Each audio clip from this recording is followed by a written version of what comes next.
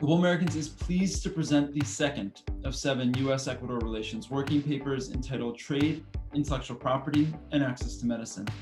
From Paris to Doha, the paper covers the development of intellectual property rights and the way in which these rights and protections relate to access to medicine. We invite all who want to learn more about IP, about development, and about the hemisphere more broadly to read this report, a product of collaboration between the Global Americans team and our world-class high-level working group.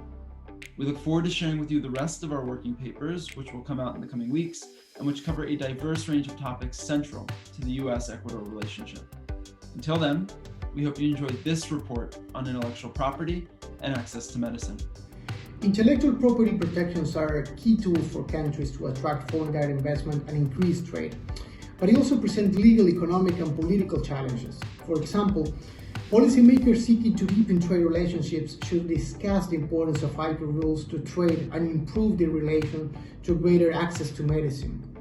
We live in an interdependent and uncertain global economy where clarity of rules in which agreements are framed, especially in measures that go beyond tariff, is not only important but necessary to reduce the rise of murky protectionism, which is today one of the key challenges of international trade.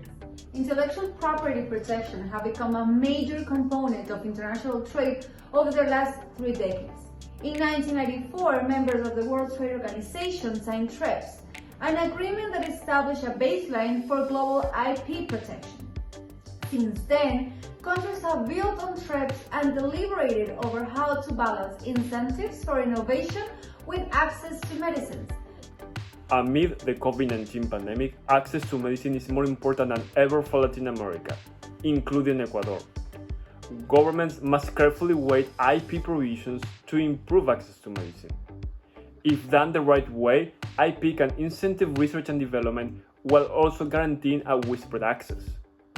In 2001, the World Trade Organization adopted the Doha Declaration, affirming the rights of countries to use product imports, compulsory license, and other tools to reconcile IP and access to medicine. As Ecuador and the U.S. develop their commercial ties, both countries must respect the Doha Declaration.